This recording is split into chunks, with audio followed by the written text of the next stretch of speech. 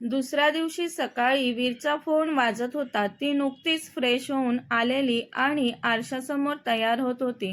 वीर fresh होण्यासाठी गेलेला. ती आरशासमोरून उठली आणि बेडवर असलेल्या त्याच्या मोबाईलकडे पाहिलं तर जागृतीचे नाव दिसलं. तिला अतिशय राग आला. त्याच रागात ती रागाने श्वास घेत काही क्षण मोबाईलकडे पाहत राहिली. पुन्हा आरशात स्वतःला न पाहताच खाली किचनमध्ये निघून गेली. ती रूममध्ये परत आली तेव्हा वीर ऑफिसला जाण्यासाठी तयार होत होता. ती रूममध्ये आल्यावर काही न बोलता तिच्यात मग्न होती. तिला तसं पाहून वीरनेच तिला विचारलं, जागृतीचा फोन होता का? मला का विचारत आहात? ती बोलली. आजच्या वादाला लवकर सुरुवात व्हायला हवी म्हणून तो आरशात पाहत असताना गालात हसत बोलला. तिने त्याच्या बोलण्याकडे साफ दुर्लक्ष केलं ते पाहून तो पुन्हा आरशात दिसणाऱ्या तिच्याकडे पाहत बोलला, सुरेख दिसत आहेस नेहमीसारखीच आजही तू. कळतंय बोलून ती जाण्यासाठी वळली. तसा तो म्हणतो, कळतंय पण क्लिअर केव्हा कळेल तुला मला काय बोलायचं आहे ते? काय बिघडतंय? कळलं जरी आरामात. सखी आता घाईघाईत वळत म्हणाली, खूपच घाईत आहेस वाटतं तू. जसं काय खूपच इम्पॉर्टंट मीटिंग आहे आता तुला. मीटिंग असं नाही, बोलवलंय खाली आऊसाहेबांनी मला. तो म्हणतो, मलाही बोलवलंय. तिच्याकडे एक नजर पाहून त्याचे केस सेट करत स्वतःला आरशात पाहत, मग या लवकर तुम्ही. हो येणारच होतो पण बोलून तो थांबला. मग काय? तिने वैतागून विचारलं. शर्टचं बटन निघालंय वेळेवर. त्याने शर्टचं वरचं सैल झालेलं बटन तिला दाखवत म्हटलं, मग दुसरा घाला शर्ट. ती म्हटली, नाही हाच घालायचा आहे आज, असं ठरलंय माझं. बरं ठीक आहे, तुमचं ठरलं आहे हा शर्ट घालायचा तर मग लावायला सांगा कोणाला तरी बटन. ती त्याच्याकडे दुर्लक्ष करत बोलली. नीट लावून दे ना बटन तूच. तो म्हणाला, मला नाही येत. मी नाही लावलं कधीच शर्टला बटन. तिने दुसरीकडे पाहत म्हटलं, मी सांगतो ना कसं लावायचं ते. तो गालात स्मित करत म्हटला. सखीला नव्हतंच ऐकायचं आता त्याचं. कधी खाली जाते ती असं तिला झालेलं. कालचं फिलिंग तिच्या मनातून नव्हतं गेलेलं. नक्की काय होतंय तिला तो आसपास असल्यावर ते तिला कळतच नव्हतं. त्यामुळे आता तिला त्याच्याजवळ जास्त वेळ थांबायचं नव्हतं. पण आता त्याचा नवीनच आग्रह होता, बटन नीट लावून दे. ते ऐकून रागच आला तिला. हक्काने काहीही हट्ट करतात. आयुष्यात मी असं काही केलं नाही कधी. विचार तर करायला हवा जरा. टिपिकल संसार असल्यासारखे सरळ म्हणत आहेत, मला बटन लावून दे शर्टचं.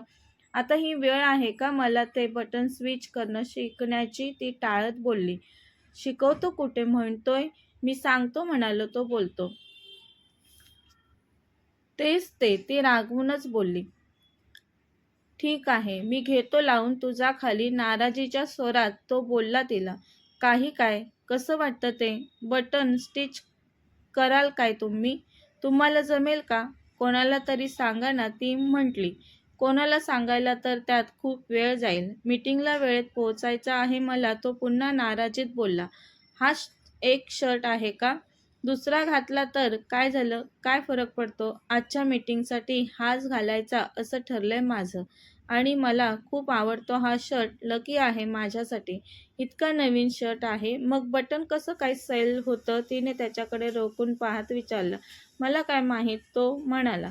तेवढ्यात त्याचा मोबाईल वाजला. हो लवकर पोहोचतच आहे तो बोलतो. त्याने कॉल कट केला आणि तिला म्हटला, जा तू खाली, मी येतो. तेवढं आऊसाहेबांना सांग शर्टचं बटन लावून येईल वीर खाली. असं सांगू का मी आऊसाहेबांना? तिने रागवून विचारलं त्याला. मग काय सांगशील? खरंच आहे ना हे? साधा भोळा चेहरा करून म्हणाला तो. आले मोठे खरं कारण सांगायला लावणारे शहाणे. ती पुटपुटत दारापर्यंत गेली आणि थांबली.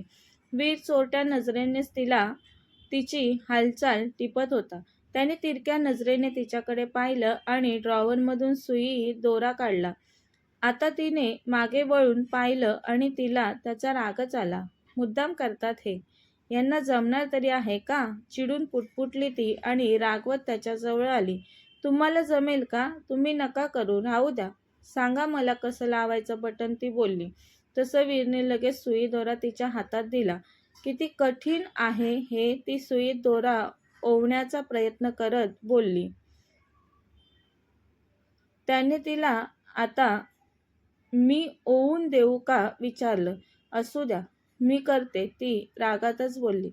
ती सुईत दोरा ओवत असताना तो तिच्याकडे एकटक पाहत राहिला. तिने आता प्रयत्नाने सुईत दोरा ओवला. म्हणाली, द्या ना आता. काय? त्याने विचारलं. शर्टचं बटन नीट लावून द्यायचं आहे ना, त्याकरता काढायला नको का शर्ट? कशाला? तो म्हटला. ती वैतागून डोळे फिरवत म्हटली, काढून द्या शर्ट पटकन. अगं, असं स्टिच करता येतं बटन, तो बोलला. काहीही काय बोलताय? तसंही मला शर्टला बटन लावता येत नाही. सुई रुतली तर चालेल ना, तो प्रेमळ आवाजात पुटपुटला. काय? सखीने न कळून विचारलं. तो म्हणाला, नाही रुतणार सुई, पण तू मुद्दाम रुतवलीस तर ती गोष्ट वेगळी आहे. ती नाकपुड्या फुगवत म्हणाली, मुद्दाम कशाला करेल मी? खरं म्हणजे तुम्हाला रुतायलाच हवी, मग पुढच्या वेळेस नक्कीच दुसरा शर्ट घालून जाल. काय? तो थोडं मोठ्यानेच बोलतो. तशी ती विषय बदलत म्हणते, बरं उशीर होतोय, खाली जायला सांगा, कसं लावू बटन? अगं जवळ ये जरा, जवळून नीट दिसेल. हे असं दूर उभं राहून कसं दिसेल? तो तिचा हात पकडून तिला जवळ घेतो आणि तिचा हात शर्टवर ठेवतो. आता ती त्याच्या अगदी जवळ उभी होती. बोलली, सांगा आता. आधी गाठ बांधायची असते दोऱ्याला, तो बोलतो. हो, तिने त्याच्याकडे रागाने पाहत होकार भरला. दोऱ्याला गाठ बांधून तिने बटनापाशी सुई नेली. अगं अशी नाही, वरच्या दिशेने घे. अशी तर रुतेलच मला, वीर बोलला. नाटकी दुष्ट, मी माझ्या बाबांकडेही कधी असं काम केलं नाही. नुसती मनमानी सुरूच आहे तुमची. ती रागाने पुटपुटत बटन नीट लावण्याचा प्रयत्न करू लागली. तिची बडबड ऐकत काही न बोलता शांतपणे तिचा चेहरा निहाळत होता तो. हळू तो म्हणणार, तोच त्याला रुतलीच सुई. पण चेहऱ्यावर त्याने ते जाणवू दिलं नाही. तिला मात्र ते कळलं. तशी ती पटकन बोलली, तुम्हाला म्हटलं होतं ना मी, मला नाही येत. पहा रुतली ना सुई. नाही तर तो नॉर्मल चेहरा ठेवत बोलला. तिने बटन स्टिच केलं.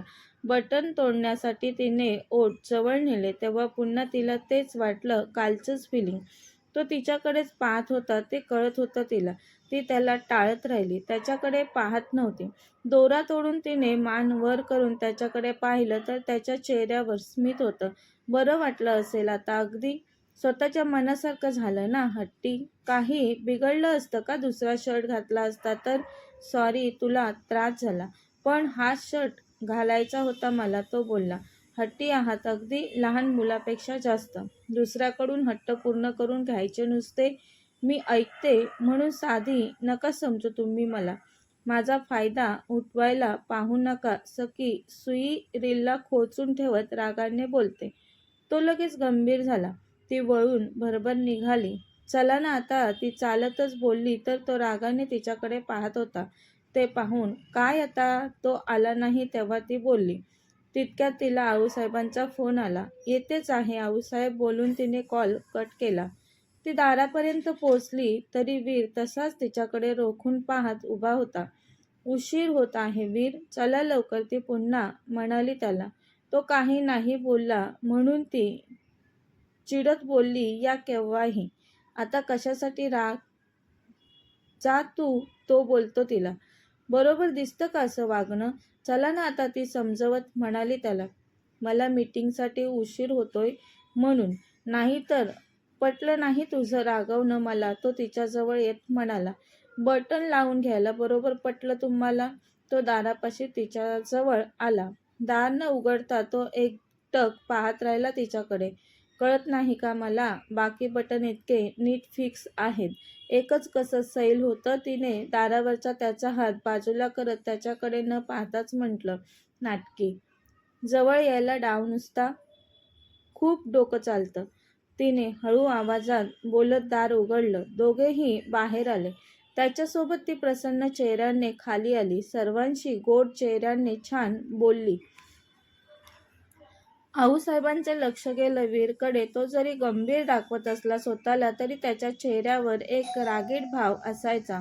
तो आज तसा जाणवत नव्हता. शांत वाटत होते त्याचे डोळे. चेहऱ्यावर मधूनच एक हलकं स्मित जाणवत होतं. वाद कमी होत या दोघांमधले त्या मनोमन बोलल्या. सखीचं त्याच्याकडे लक्ष गेलं तेव्हा त्याच्या गंभीर चेहऱ्यावर लगेच गोड हसू उमटलं. यांचं मन राखलं गेलं म्हणून हसत असतील का हे, असं तिला मनातून वाटलं. तिने लगेच नाक मुरडलं आणि दुसरीकडे पाहिलं. तसा त्याचा चेहरा पुन्हा गंभीर आणि शांत झाला. 2 दिवसांनी तो ऑनलाईन मीटिंग अटेंड करत होता तेव्हा ती त्याला सतत बोलवायला येत होती त्यांच्या बेडरूममध्ये. वीर, अहो खाली चला. तसा तो तिच्यावर रागून बोलला, सतत का बोलवण्यासाठी येत आहेस तू? मला दिसत नाही का मी मीटिंगमध्ये आहे? कामधंदे नाहीत का काही तुला? ते आऊसाहेबांनी बोलवले तुम्हाला खाली म्हणून येत आहे ना मी तुम्हाला बोलवण्यासाठी. तो कामाच्या टेन्शनमध्ये असतो, तो चिडून बोलतो सारखं सारखं नको येऊस, मी येतो माझं उरकल्यावर. तिला रागच आला त्याचा. रागवून बोलायची काय गरज आहे मग? हे नीटही सांगू शकत होता तुम्ही. जातच आहे मी. नको यायला हवं होतं मला. माझा दादा आलाय, जेवण झालं की चल म्हणत आहे सोबत. घरी जाण्याचा विचार करते मी, ती म्हणाली. तसा तो काय मोठ्याने बोलला. त्याच वेळी प्रताप आला तिथे. तो खूप चिडला होता. तो चिडून बोलतो, दादा काय सुरू आहे तुझं? त्याला चिडलेलं पाहून सखीने विचारलं, त्याला काय झालं? प्रताप बोलला, नेहमीचंच यांचं जागृती पुराण. ती सांगेन, ती म्हणेन, तेच दादा ऐकतो. तुम्हाला काहीच माहिती नसतं वहिनी. सखी, तू खाली जा, वीर बोलतो. तिने क्षणभर रागात श्वास घेत वीरकडे पाहिलं आणि नंतर प्रतापकडे वळून पाहत म्हटलं, तिचा फोन आल्याचं सांगितलं मला सकाळीच यांनी.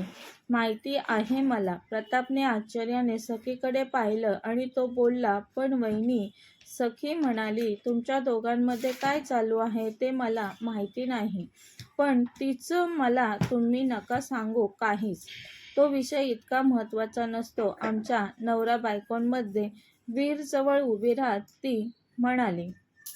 वीरने पाहिलं तिच्याकडे. तिच्या डोळ्यांमध्ये त्याला राग आणि अपमानाची भावना आहे हे वीरला दिसत होतं. तरीही त्याला कळत होतं ती आता का अशी बोलत आहे ते. तेवढं समजायला लागलेला तो तिला. वीरचा हात धरत ती बोलली, नंतर बोला ना वीर. माझा दादा लगेच निघतोय जायला. चल जाऊयात खाली, तो हळू स्वरात म्हणाला तिला. काही वेळानंतर विश्रांतीसाठी ती रूममध्ये आली. जायचं काय म्हणत होतीस? काय आवश्यकता आहे जायची? त्याने विचारलं. अजूनही नाही सांगितलं दादाला काही, ती म्हटली. सांग मग लगेच, तो म्हणाला. का बरं ऐकायचं मी तुमचं? तुम्ही तिचं ऐकता आणि मी तुमचं काय ऐकेन? मी नाही ऐकणार तुमचं. तिने काहीही का बरं सांगितलं असे ना. तू का जायचं म्हणतेस? तो बोलतो तिला. जाऊ नाही तर मग कशासाठी थांबू इथे? अपमान करून घ्यायला का? तुझा कोणता अपमान केला? तो म्हटला. तिचं ऐकता हा अपमान नाही का माझा? काही कामासाठी माहिती दिलेली फक्त तिने, ऐकून वागतोय असा अर्थ नाही होत त्याचा. त्याने स्पष्टीकरण दिलं. तेच आहे ते.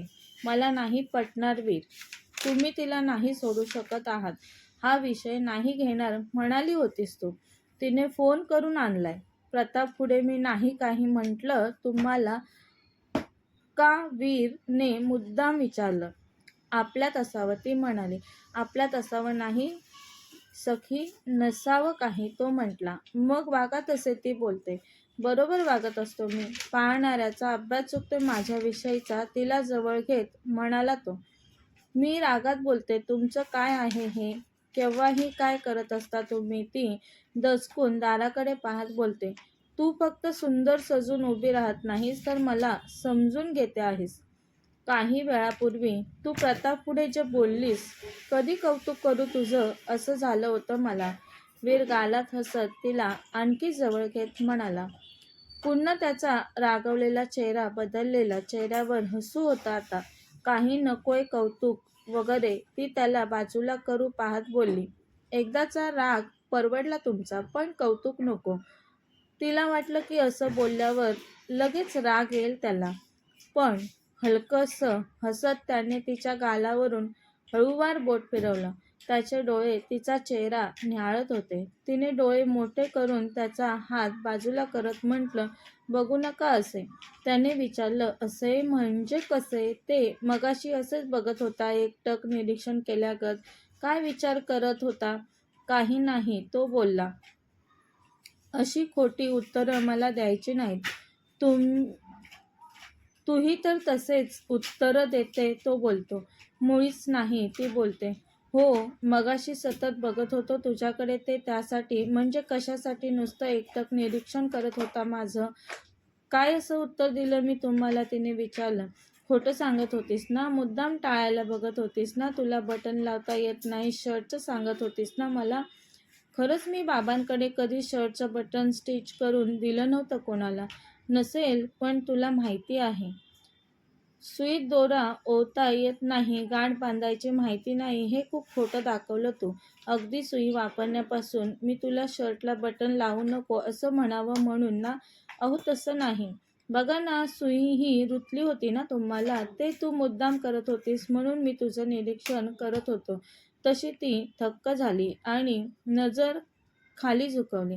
आता हळूच म्हणाली त्याला, मी टाळत होते, पण तरी तुम्ही हट्टी एक नंबरचे. माझ्याकडून बटन लावून घेतलं तुम्ही. असू दे, नको लावू असं म्हणाला नाहीत मला. नाटक करणं सोपं नसतं. वीर तिच्याकडे पाहत बोलला. हो, माहिती आहे मला. तुम्हाला मात्र सर्व नाटकं सहज जमतात. ती उपरोधिक स्वरात म्हणाली. बरं, मला सांग, नुसतं म्हणायचं की खरंच जायचं आहे दादासोबत? त्याने तिच्याकडे रोखून पाहत विचारलं. ती उत्तर न देता लगेच जाण्यासाठी निघाली. म्हणाली, योग्य दिसतं का असं आत बोलत बसलेलं? दादा वाट पाहत असेल बाहेर. मला जायला हवं. ती वीरकडे न पाहता पटकन निघून गेली. सखीचा दादा वीरशी बोलायला आलेला ते पाहून वीरच्या मनात आलं, तिला घेऊन जात आहे की काय. पण दादा सांगू लागला, मी म्हटलं सखीला, चल काही दिवसांकरिता घरी आराम कर. तसं वीरने प्रश्नार्थक नजरेने तिच्याकडे पाहत आता दादाकडे पाहत म्हटलं, मग काय म्हणत आहे तुमची लाडकी बहीण? बोलताना चेहऱ्यावरचे भाव बदललेले त्याच्या. नाही म्हणत आहे यायला ती. इथेही आहेच की आराम म्हणते. दादा सखीकडे पाहून स्मित करत म्हणाला. वीरच्या चेहऱ्यावर लगेच हलकं स्मित आलं. तिच्याकडे त्याची नजर वळली तेव्हा सखीने तिची नजर वळवून घेतली. त्याच्या एका नजरेने हृदयच धडधडलं तिचं. लगेच त्यांचं ऐकल्यामुळे कसं स्माईल आलं चेहऱ्यावर. आनंद तेवढाच ठेवला म्हणजे झालं, नाही तर कौतुक करायची आधीच इच्छा यांची फार. पुन्हा एक कारण मिळेल ती मनात बोलत त्याच्याकडे लक्ष नाही असं दाखवत राहिली. वीरशी थोडं फार बोलून दादाने त्याचा निरोप घेतला. सखी दादाला सोडायला बाहेर गेली. परत आल्यावर दुसरीकडे पाहत उभी राहिली. तेव्हा तिला जाणवलं की वीर पाहत आहे तिच्याकडेच. तेव्हा ती त्याच्याकडे न पाहताच म्हणाली, असं नका समजू तुम्ही. तुम्ही म्हणाला म्हणून मी थांबले इथे.